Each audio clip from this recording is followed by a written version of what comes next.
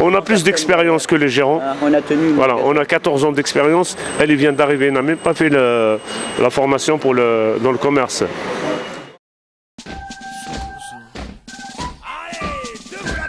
C'est quoi ça? Debout là-dedans, bordel! Allez, debout là-dedans! C'est quoi ce bordel? Allez, debout là-dedans. Motive tes troupes, tactique, on lève le camp dealer. Qu'on veut pas de commentaires, que des combattants dealers. Qu'on veut pas de militaires, que des militants. Hey, debout là-dedans. Motive tes troupes, tactique, on lève le camp dealer. Qu'on veut pas de commentaires, que des combattants dealers. Qu'on veut pas de militaires, que des militants. On défend notre collègue qui était licencié pour un motif grave, soi-disant. C'est un licenciement scandaleux. Et on est tous dans la rue. Apparemment, il y a une altercation avec un autre collègue. Et le collègue, il est là avec nous en train de faire la grève. Je ne comprends rien du tout dans ce genre de licenciement. J'ai un collègue également qui s'est aperçu qu'il avait des retenues sur son salaire. Il s'en est pas aperçu tout de suite. Des erreurs de 100 €, 50 €. Une fois, on lui enlève 50 €, 100 €. Au bout de quelques mois, il s'en est rendu compte. Il lui en a parlé. On paye son avocat. Elle l'a changé d'horaire. Smicard. Non, ça non. Mais avec notre gérant, on avait des heures supplémentaires et on avait des primes de fin d'année, des primes positionnées des fois sur le salaire. Avec elle, on n'a rien. Elle fait venir des intérimaires extérieurs qu'elle paie beaucoup plus cher, même un 15 août, mais elle ne nous donnera pas d'heures supplémentaires. On a du mal à la fin du mois, surtout les 30 derniers jours. Donc au bout de 12 ans de travail, je viens d'avoir une sanction. Mais vraiment, au bout de 12 ans, je vais sur ma 13e année. Hein. Apparemment, elle n'a aucune preuve. J'aurais pris 2 minutes de plus pour me changer. C'est même pas par rapport à mon travail, je vous dis, puisque je le connais beaucoup mieux qu'elle-même. Travaillez plus, dépêchez-vous. Ça va pas vite, on nous balance les cartons. Voilà, on discute 2 minutes. Qu'est-ce que vous faites? Bon, on va dire bonjour à la collègue. Non, on n'a pas le droit de dire bonjour à une collègue. On doit arriver directement dans son poste de travail. Et il essaie d'écraser les petits smicards là, en faisant un petit peu la pression sur tout le monde. Mais justement, qu'est-ce qui lui donne ce pouvoir? Elle est gérante du magasin. Mandataire. Il signe un contrat d'1 an. Les collègues de la CGT de Clermont ont fait des procès à Babou pour requalifier les contrats, le statut de gérance en contrat de travail. C'est que les gérants, ils sont gérants sur le papier, mais ils sont tellement assujettis à la maison mère que la CGT a réussi à démontrer que ce n'était pas des vrais gérants, parce qu'un vrai gérant, il a quand même une certaine autonomie dans sa compta, dans sa façon de mener son business, son commerce. Là, en fait, ils sont pieds et poings liés. Il y a un petit souci quand même avec cette entreprise. Il y a un petit souci, les mecs de Clermont m'ont dit qu'ils avaient, eux, des gérants qui étaient plutôt sympas au premier abord, mais qui avaient une telle pression de Babou qu'à la fin, c'était devenu des tyrans aussi dans le magasin.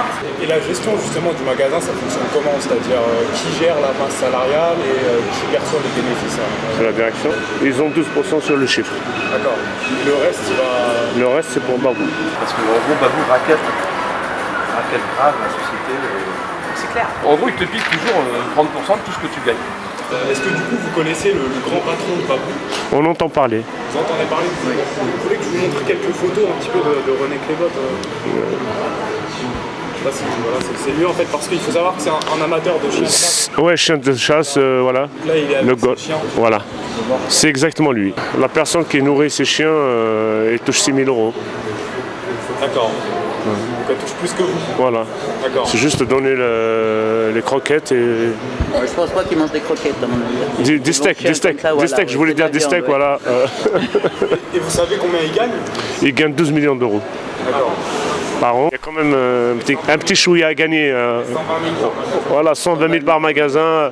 Et il peut largement faire un geste pour les salariés de Babou. Hein. Alors, vous l'utiliseriez plutôt pour augmenter votre pouvoir d'achat ou plutôt pour embaucher? Pour embaucher plutôt. Pour embaucher. Vous êtes en sous-effectif? Oui, Bah oui, on était à 26, maintenant on est plus que 18. On fait de la manutention, on fait du rangement, de la mise en rayon donc.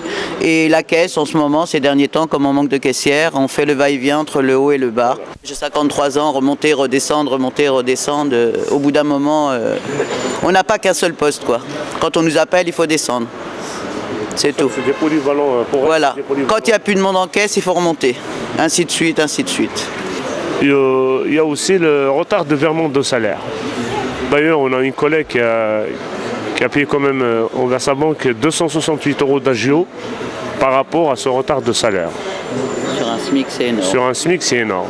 Il n'y a plus d'ambiance, elle a plombé l'ambiance. On ne peut plus parler, on ne peut plus rigoler, on ne peut plus rien.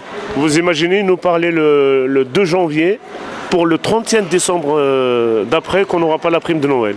Et pour la deuxième collègue, il a un enfant gravement malade. Il n'y a aucune reconnaissance. Il vient pour récupérer ses papiers pour la sécurité sociale.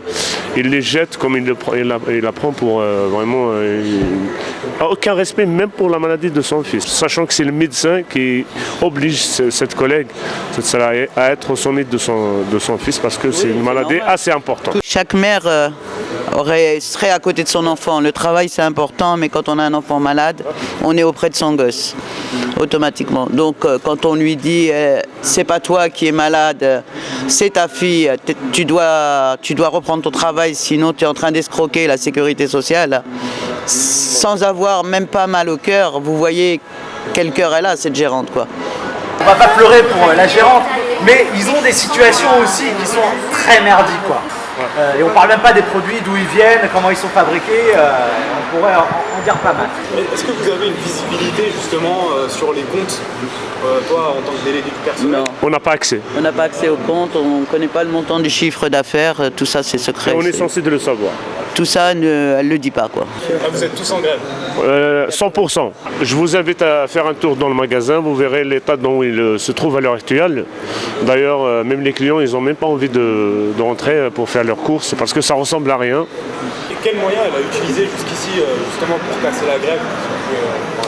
Elle a fait venir ses parents qui nous laissent penser, même c'est pas penser, c'est la réalité, c'est un travail dissimulé. À la demande de l'inspecteur du travail, il faut que ses parents cessent immédiatement.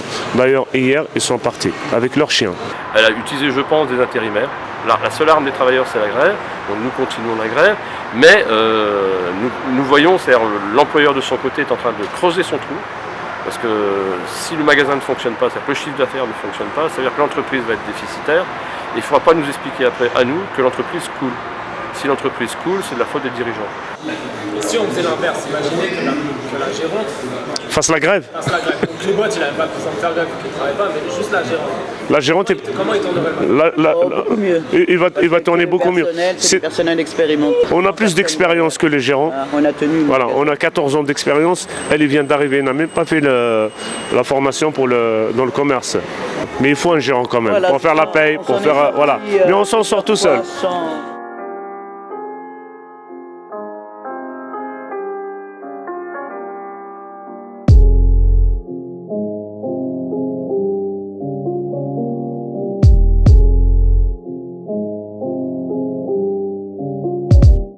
À Babou, une araignée voulu régner pour nous traîner dans la boue. On est à bout, c'est pas Kaboul, mais on a dégainé. Pour pas finir ma boule, faut que ça bouge. Tu le tabou, ouf ta bouche. Pour ces capots, pas besoin de coups de sabre, mais des coups de sabot. Écoute ça, sous ta peau, faut que ça bouge. Nos capots roulant des capots, mais des camps pauvres les saoulent. Il envoie à la pop soupe sans le sou, exploitant les autres comme des sangsues en leur brisant les os. Ici réside leur trésor, plus d'un mérite la prison. Donc on résiste à présent, t'as mis le feu à la poudrière, Peggy brillant. Donc la classe ouvrière s'essère les coups d'hier comme des triangles et les coups d'hier. En tirant sur Jean-Claude, je crois brillant, d'être érigé en tyran. T'as cru qu'il s'en irait avec ses sanglots, que son licenciement on en rirait. Y'aura pas de camarades ensemble, car on se bat ensemble ou ça va s'empirer. Oui, Jean-Claude, c'est affaire de famille et ils l'ont foutu à la porte. Viré comme un malpropre, ouais, par ici, ça n'est pas rarissime. Mais on va réussir, je prends les barriques, y'aura pas de parricide.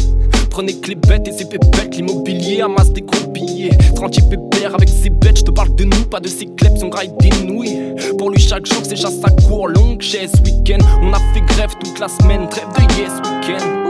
Est-ce que je t'en pose des questions sur tes temps de pause? Que disent les travailleurs? Jean-Claude n'ira pas ailleurs, on est soudés comme un grec et ses frites. Faut qu'il reste ses fruits sont tombés sur les mauvaises papailles. Peut-être qu'ils croyaient qu'on était bataille, mais voyez la bataille, car ici c'est nous les doyens. On risque pas de vous caresser, un jour on aura les moyens de vous dire bye bye à Gallieni. On n'est pas aliénés, cette année on s'est alliés pour gagner comme Mohamed Ali. On a beau ramer l'ami, avoir du mal à joindre les deux bouts. Babou, sachez qu'on reste debout.